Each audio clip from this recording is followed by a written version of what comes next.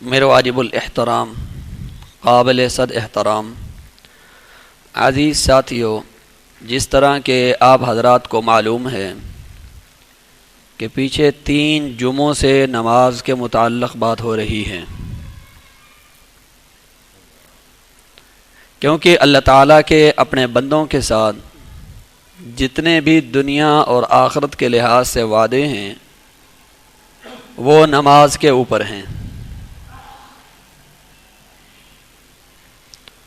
نماز صحیح ہوئی، دنیا میں بھی کامیاب، قبر میں بھی کامیاب، آخرت میں بھی کامیاب۔ اگر نماز خراب نکلی تو دنیا میں بھی برباد، قبر میں بھی برباد اور آخرت میں بھی بربادی ہے۔ پروردگار عالم نے اپنے بندوں کے ساتھ جتنے بھی وعدے فرمائے ہیں، کامیابی کے ہیں، راحت کے ہیں، رزق کی فراوانی کے ہیں، وہ سارے کے سارے نماز کے اوپر۔ نماز بھی وہ جو خشوع خضوع کے ساتھ ہو،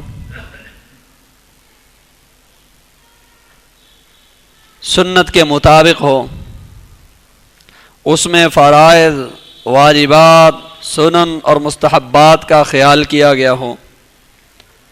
اس نماز کے اوپر اللہ تعالیٰ کے اپنے بندوں کے ساتھ کامیابیوں کے وعدے ہیں۔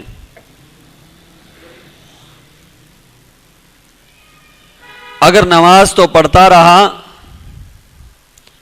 لیکن خشوع خضوع کے خلاف پڑھتا رہا، نہ اس نے فرائض کی رعایت کی، نہ واجبات کی رعایت کی، نہ سنن اور مستحبات کی رعایت کی، تو ایسی نماز کا کوئی فائدہ نہیں ہوگا۔ کیوں نبی کریم صلی اللہ علیہ وسلم نے فرمایا ان الرجل لیصلی 60 سنۃ، ایک آدمی 60 سال تک نماز پڑھتا رہا، وما لہ صلاۃ، کوئی نماز بھی اس کی اللہ کے ہاں قبول نہیں ہوئی۔ صحابہ نے عرض کیا یا رسول اللہ یہ کیسے؟ فرمایا یتم الرکوع ولا یتم السجود، یتم السجود ولا یتم الرکوع۔ رکوع پورا کر دیا تو سجدہ پورا نہ کیا، سجدہ پورا کر دیا تو رکوع پورا نہ کیا۔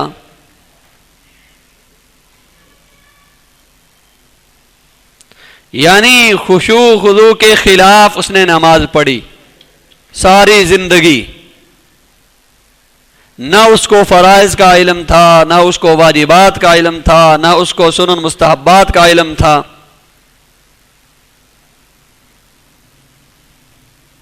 ساری زندگی گزر گئی نماز پڑھتے ہوئے، لیکن نبی کریم صلی اللہ علیہ وسلم نے فرمایا وما لہ صلاۃ، اس کی ایک نماز بھی نہیں ہوئی اللہ کے ہاں قبول۔ اس لیے آپ نے کیا فرمایا کہ میری امت میں سب سے پہلی جو چیز اٹھے گی وہ نماز کا خشوع ہے۔ مسجد بھری ہوئی ہوگی، کوئی آدمی بھی خشوع خضوع کے ساتھ نماز پڑھنے والا نہیں ہوگا۔ خضوع کا تعلق ظاہری اعضاء کے ساتھ ہے، خشوع کا تعلق انسان کے دل کے ساتھ ہے۔ یعنی پوری مسجد میں کوئی آدمی ایسا نہیں ہوگا جس کا ظاہر سنت کے مطابق ہو اور پوری نماز میں اس کا دل اللہ تعالیٰ کی طرف متوجہ ہو۔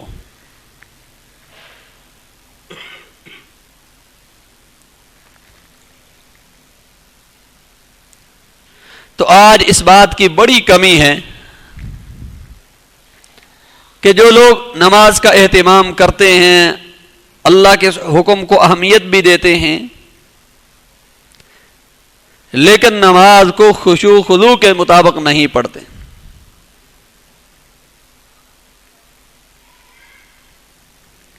نماز کے اندر کچھ فرائض ہیں، کچھ واجبات ہیں، کچھ سنن اور کچھ مستحبات ہیں۔ فرائض کے بارے میں شریعت کا ضابطہ یہ ہے کہ اگر فرض چھوٹ جائے، چاہے بھول کر رہ جائے یا جان بوجھ کر رہ جائے، شریعت کا ضابطہ یہ ہے کہ نماز نہیں ہوگی۔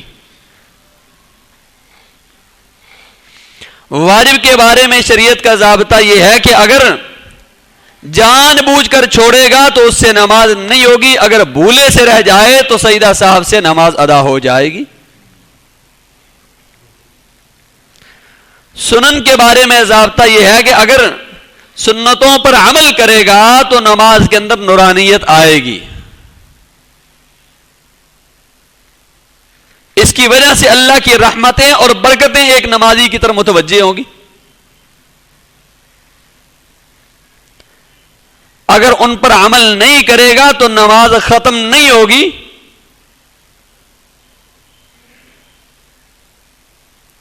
لیکن یہ نماز باعث برکت نہیں ہوگی، باعث رحمت نہیں ہوگی۔ اگر پوری نماز میں آپ نے ایک سنت پر عمل نہیں کیا تو کوئی مولوی بھی آپ کو یہ فتویٰ نہیں دے گا کہ آپ کی نماز نہیں ہوئی، سب یہ کہیں گے نماز تو ہو گئی، اب کیسی ہوئی اس کا معاملہ پروردگار عالم کے ساتھ۔ جس طرح حدیث میں آتا نبی کریم صلی اللہ علیہ وسلم نے فرمایا، جو آدمی اچھے طریقے سے وضو کرتا ہے، پھر اچھے طریقے سے قیام کرتا ہے، پورے اطمینان کے ساتھ رکوع کرتا ہے، پورے اطمینان کے ساتھ سجدہ کرتا ہے، نماز کے ہر رکن کو اطمینان کے ساتھ ادا کرتا ہے، تو جب یہ نماز سے فارغ ہوتا ہے تو اس نماز کے لیے آسمان کے دروازے کھول دیے جاتے ہیں اور یہ نماز پروردگار عالم کے پاس پہنچتی ہے اور اللہ کے سامنے نمازی کے لیے سفارش کرتی اور کیا کہتی، حفظک اللہ کما حفظتنی، اے اللہ اس کی ایسے حفاظت فرما جیسے اس نے میری حفاظت فرمائی ہے۔ لیکن وہ آدمی جس نے نہ قیام اطمینان سے کیا، نہ رکوع اطمینان کے ساتھ کیا، نہ سجدہ اطمینان کے ساتھ کیا، جلدی کے ساتھ اس نے نماز پڑھ لی، نہ پورے طور پر فرائض کو ادا کیا، نہ واجبات کو ادا کیا، نہ سنن مستحبات کی رعایت کی، فرمایا جب یہ سلام پھیرے گا تو یہ نماز یہ کالے کپڑے کی طرح لپیٹ کر اس کے منہ پر مار دی جائے گی اور یہ اس نماز پڑھنے والے کو بد دعا دے گی، زیاک اللہ کما زیاتنی، اللہ تمہیں ایسے برباد کرے جیسے تو نے مجھے برباد کر دیا ہے۔ اب وہی نماز جو ہمارے لیے نجات کا ذریعہ بننی تھی، پروردگار عالم کے سامنے سفارش کا ذریعہ بننی تھی اور رحمت کا ذریعہ بننی تھی، اب وہی نماز ایک مسلمان کے لیے بربادی کا ذریعہ بن رہی۔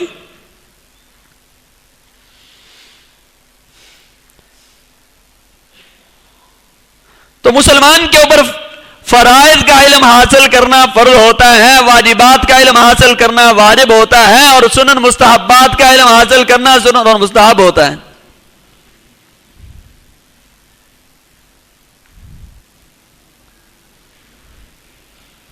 تو نماز کے اندر 13 چیزیں فرض ہیں،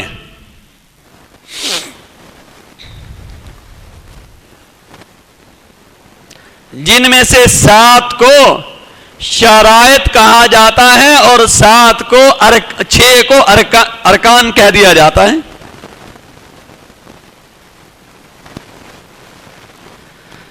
شرائط وہ ہیں جو نماز سے باہر ہیں، ارکان وہ ہے جو نماز کے اندر داخل ہیں۔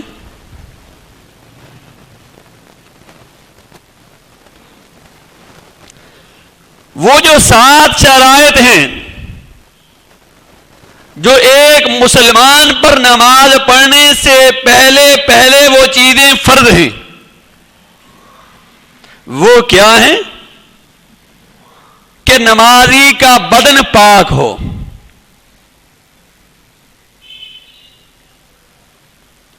کپڑا پاک ہو، جگہ پاک ہو. یہ تینوں چیزیں، چاہے وہ نجاست غلیظہ ہو، چاہے وہ نجاست خفیفہ ہو، ہر قسم کی نجاست سے ان تینوں چیزوں کا پاک ہونا ضروری ہے، فرض ہے. نجاست غلیظہ مثلا آدمی کا پیشاب ہے، آدمی کا پیخانہ ہے، خون ہے، یہ جانوروں کا گوبر ہے، حلال جانوروں کا گوبر وغیرہ، یہ ساری چیزیں نجاست غلیظہ ہیں. خون، پیشاب، پیخانہ آدمی کا اور حلال جانوروں کا یہ گوبر، یہ سب چیزیں نجاست غلیظہ میں سے ہیں. تو ان کے بارے میں شریعت کا ضابطہ یہ ہے کہ اگر درہم کے بقدر یا اس سے کم ہو تو معاف ہیں. پیشاب، پیخانہ، خون یا جانوروں کا گوبر وغیرہ، یہ نجاست غلیظہ ہیں. یہ اگر انگریزی روپے کے برابر یا اس سے کم ہو تو معاف ہیں. معاف ہونے کا مطلب یہ ہے کہ اگر مجبوری کی وجہ سے اس نجاست کے لگے ہوئے ہونے کی حالت میں آپ نماز پڑھ لیں تو نماز ہو جائے گی، اور بغیر مجبوری کے اس نجاست کے ساتھ رہنا یہ خلاف اولا ہے، یہ صحیح نہیں. اور یہ جو حلال جانوروں کا پیشاب ہے یہ نجاست خفیفہ ہیں. نجاست خفیفہ کے بارے میں ضابطہ یہ ہے کہ بھائی وہ کپڑے کے چوتھائی اس سے کم پر ہو تو معاف ہیں، اگر اس سے زیادہ ہوئی تو معاف نہیں. کپڑے کے چوتھائی حصہ یا اس سے کم ہو تو وہ معاف ہیں، اس سے زیادہ وہ معاف نہیں. اب انسان کے کپڑے میں یہ بازو یہ ایک الگ کپڑا شمار ہوگا، اور یہ آگے والا دامن یہ الگ کپڑا شمار ہوگا. لیکن اگر کسی کے اس طرح کے کپڑے ہیں یہ تریزوں والے تو یہ علیحدہ کپڑا شمار ہوگا، یہ اس کے ساتھ شمار نہیں ہوگا. اور اگر یہ بازوؤں والی پٹی ہے جس پر یہ بٹن لگا ہوا ہے تو یہ الگ کپڑا شمار ہوگا. اسی طرح یہ جو گلے کی پٹی ہے جس پر بٹن لگے ہوئے ہیں یہ بھی الگ شمار ہوگی. یہ ذرا سمجھ لیں کہ کپڑے کی جو سلائی ہوئی ہے اس میں جتنے جو ٹوٹے ہیں الگ الگ لگے ہوئے ہیں تو یہ الگ الگ کپڑا شمار ہوگا. یہ جو جیب ہے یہ بھی الگ کپڑا، ایک مستقل کپڑا شمار ہوگا.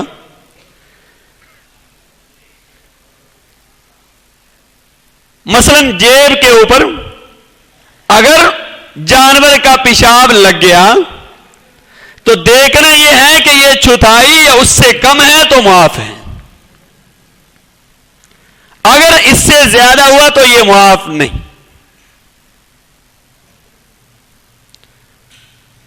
تو میں بات کر رہا تھا نماز کے شرائط میں سب سے پہلی جو شرط ہے وہ ہے بدن پاک ہو، کپڑا پاک ہو، جگہ پاک ہو، نجاست غلیظہ میں سے بھی اور نجاست خفیفہ سے بھی پاک ہو. یہ اس لیے بیان کیا ہے کہ بعض لوگ چھوٹے بچے کے پیشاب کو پاک سمجھتے ہیں. وہ کہتے ہیں بھئی چھوٹے بچے کا پیشاب پاک ہے، کوئی حرج نہیں، اگر اس نے پیشاب کر دیا تو کپڑا نہ پاک نہیں ہوا. یہ بات ذہن میں بٹھا لیں، آدمی بڑا ہو یا چھوٹا ہو، مرد ہو یا عورت ہو، ہر ایک کا پیشاب بھی، پیخانہ بھی، خون بھی، یہ سب نجاستیں غلیظہ میں سے ہیں۔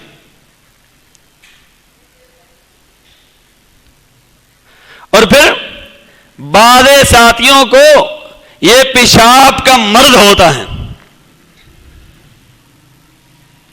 کہ پیشاب جلدی خشک نہیں ہوتا، تو وہ نیچے یہ کچا استعمال کر لیتے ہیں۔ شلوار پہنی ہوئی ہے یا چادر پہنی ہوئی ہے تو اندر کچا بھی استعمال کر لیا۔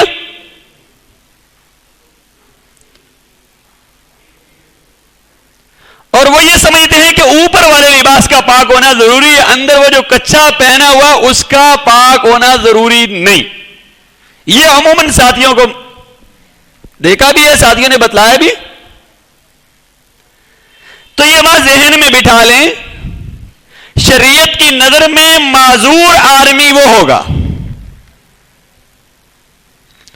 کہ جس کو پورے نماز کے وقت میں، مثلا ظہر کی نماز کا وقت اگر 12:30 بجے شروع ہوتا ہے، 4 یا 4:15 تک رہتا ہے، اس پورے وقت میں اس کو 4 رکعت نماز پڑھنے کا موقع نہیں ملتا، مسلسل اس کو پیشاب کے قطرے آ رہے یا مسلسل اس کو یہ خون کا مرض اس کو لاحق ہے، تو پھر یہ آدمی شریعت کی نظر میں معذور ہوگا، اور اس کو اسی حالت میں وہ پیشاب کے قطرے نکل رہے ہیں یا ہوا کا مرض ہے، ہوا خارج ہو رہی ہے، یا کہیں جسم سے خون نکل رہا ہے، تو اسی حالت میں وضو کر کے یہ نماز ادا کر لے تو اس کی نماز ہو جائے گی۔